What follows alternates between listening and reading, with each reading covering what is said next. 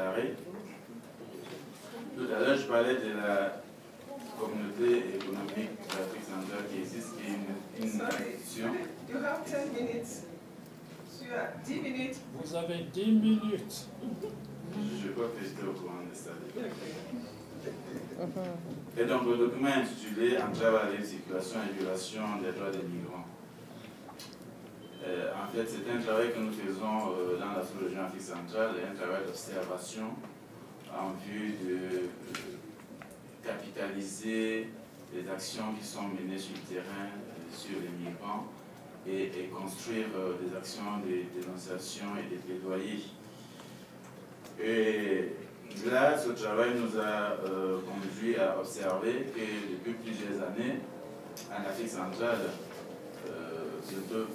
plus de 20 ans, des textes ont été arrêtés, signés par nos chefs d'État et qui ne sont pas du tout respectés. Ce sont des textes qui reconnaissent pour les citoyens de la sous-région la liberté d'aller, de venir et de s'installer. Je vous ai mis quelques textes que vous verrez sur le document, je pense qu'on vous a transmis ça. Il y a plusieurs décisions qui existent depuis longtemps. Et ce sont des décisions qui entrent dans le cadre de ce qu'on a appelé l'intégration de la sous-région. Malgré l'existence de ces textes-là, aucun pays, si vous voulez, de la sous-région n'a intégré dans sa politique, dans sa législation, la liberté d'aller et de venir.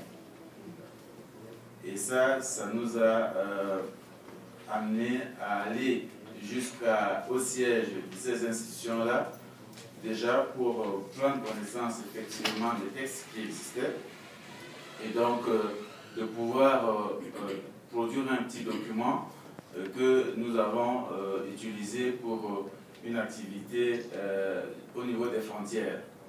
Et donc, nous avons parcouru les frontières entre le Cameroun et la Guinée équatoriale, les frontières entre le Cameroun et le Gabon également, et les frontières entre le Cameroun, la République centrafricaine.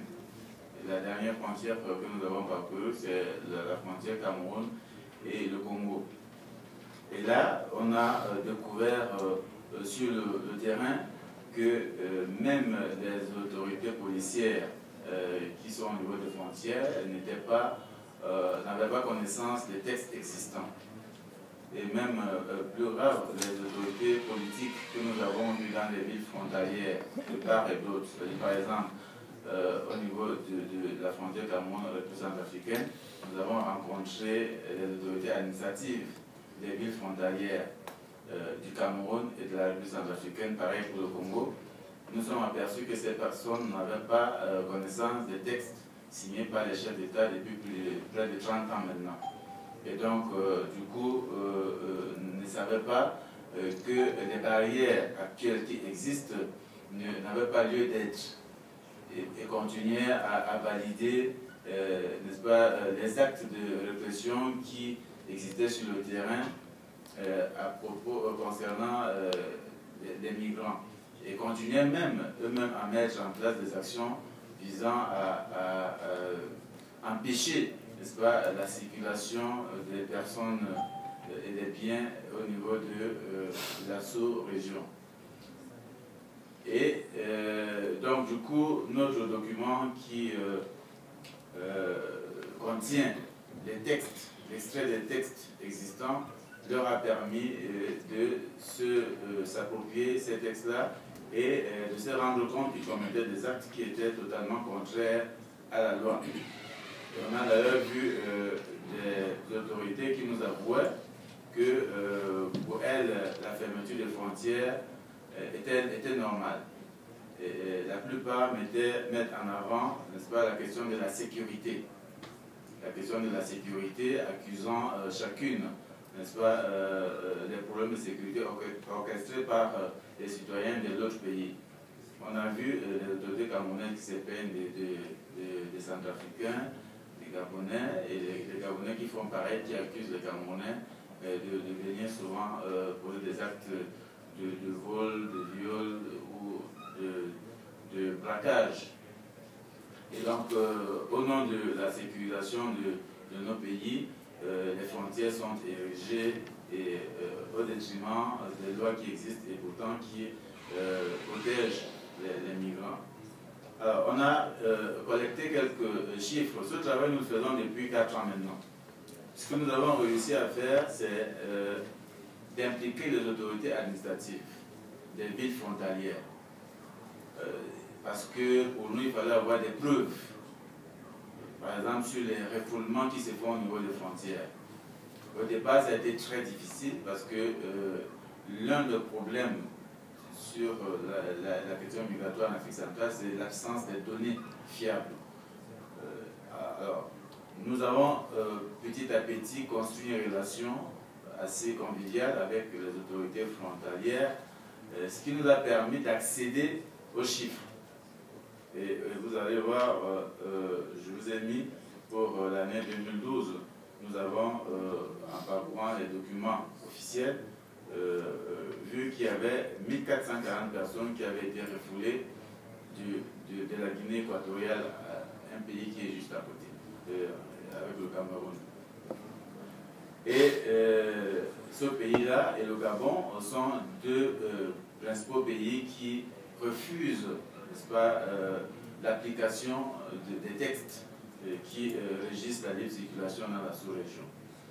Et du coup, faisant prévaloir aussi leur poids financier depuis quelque temps, elles torpillent toutes les actions qui sont mises en place visant à faire appliquer les lois qui existent. Par exemple, depuis 2010, les chefs d'État avaient décidé de mettre en place un passeport CEMAC, un passeport unique.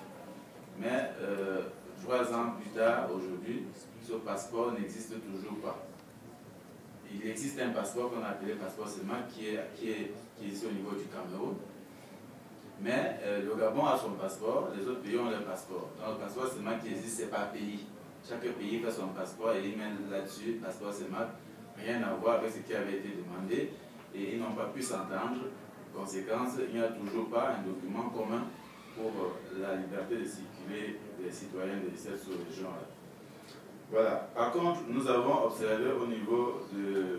Pour terminer pour les chiffres, jusqu'au 31 avril, nous avons collecté à ce jour 1005 expulsions, toujours de ces deux pays, le Gabon et la Guinée équatoriale. Il faut dire que c'est les pays qui se mettent en avant sur la question de la fermeture des frontières, des expulsions, n'est-ce pas, le non-respect de la liberté de circuler. Et pratiquement tous les mois, nous avons pu installer un poste d'observation au niveau de la frontière avec le Gabon et la Guinée. Tous les mois, il y a des charters de personnes expulsées. Et ces personnes-là, ce n'est pas qu'ils sont arrêtés, contrôlés et reconduits simplement à la frontière. Non. Souvent, c'est des personnes qui ont leurs papiers, mais qui sont arrêtées. On leur demande bien leurs papiers, ils présentent leurs papiers, le cas de séjour qui coûte par exemple en Guinée 600 000 francs. Et le policier leur demande de mâcher leurs papiers. Donc, ils vont mâcher ce papier jusqu'à avaler. Ça, on vous oblige à le faire. Ça, c'est pour ceux qui sont les plus méchants. Les plus gentils prennent vos papiers et déchirent devant vous. Et vous disent, ils vous demandent où sont vos papiers. Vous ne pouvez pas leur dire, c'est vous qui avez déchiré. Vous n'avez plus de papiers. Après avoir déchiré les papiers, vous reposez la question, où sont vos papiers? Évidemment, vous n'avez plus de papiers. Et donc, vous allez aller comme ça en cellule, et après la cellule, vous serez conduit à la frontière où on va vous accompagner. Et justement, aujourd'hui, qu'est-ce que ça fait? Ça fait qu'il y a un réseau de passeurs qui existe, parce que la Guinée équatoriale, par exemple, est un vaste chantier. Ils ont besoin de main-d'œuvre. Donc, il y a un réseau qui s'est installé au niveau de la frontière, qui fait quoi? On refoule les gens, et on revient reprendre ces gens-là pour aller travailler.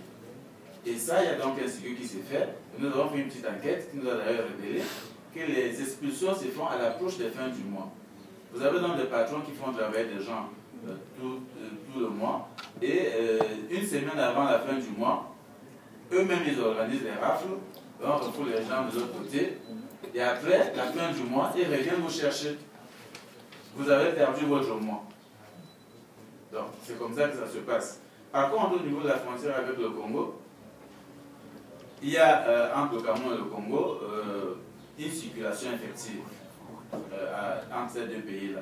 Sauf que là-bas aussi, puisque non seulement les responsables administratifs et les citoyens ne sont pas au courant des textes, il s'est installé un grand réseau de corruption. Alors, vous allez voir dans les documents, puisqu'on n'a pas beaucoup de temps, on vous a mis des chiffres, combien les gens y payent à chaque poste de police pour traverser. Et ça se fait comme ça, aller et retour. Et ça, c'est au vu et au su de tout le monde.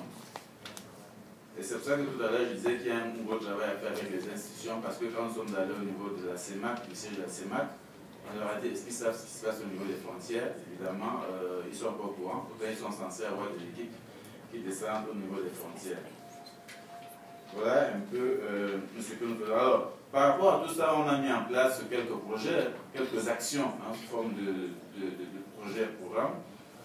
Nous avons mis en place un premier projet qui est le dispositif d'appui d'urgence aux refoulés. Ça concerne non seulement les refoulés d'Afrique, c'est-à-dire qui viennent de la Guinée, mais il y a aussi les refoulés qui viennent de l'Europe.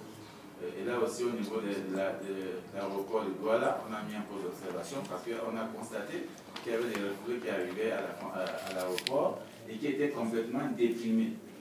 On a par exemple vu un refoulé qui n'arrivait pas à rentrer dans sa famille et qui a passé 3 mois à errer dans la ville parce que, traumatisé par son retour, il était incapable de rentrer en famille. D'autres font souvent 1 semaine, 2 semaines à l'aéroport. Et donc on a mis en place un petit dispositif là-bas d'appui d'urgence avec un accompagnement psychologique pour aider ces gens-là à rentrer en famille. Voilà un peu les actions que nous menons actuellement sur le terrain et qui sont aussi soutenues par des actions de mobilisation des publics. On a fait plusieurs campagnes. On a fait une campagne de mobilisation à la frontière Cameroun-Guinée équatoriale où on a essayé d'ouvrir les frontières. On a mobilisé les migrants qui sont stationnés là-bas. Et je peux vous dire que la ville du Cameroun, qui est à la frontière de la Guinée, aujourd'hui, est plus habitée par les migrants que les populations locales. Donc, on a mobilisé tous ces gens-là, on a fait un mouvement qui nous a mis en confrontation d'ailleurs avec la police, mais qui a quand même fait prendre conscience aux autorités camerounaises qu'il y a un problème, n'est-ce pas, au niveau de cette frontière-là. On a également organisé une campagne de masse au niveau de la frontière avec la RCA qui a permis, n'est-ce pas, au grand public, parce qu'on a mobilisé les médias et d'autres personnalités, et donc du coup le grand public a pris connaissance des textes qui existent et des actions qui sont commises, n'est-ce pas, aux migrants au niveau de la sous-région. Voilà, c'est vraiment les actions que nous menons sur le terrain et qui visent non seulement à faire respecter les droits des migrants, mais aussi à travailler sur l'intégration sous-régionale en Afrique centrale. Merci.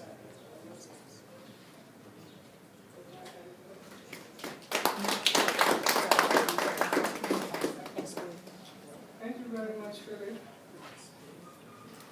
You see why we asked you to make the first presentation.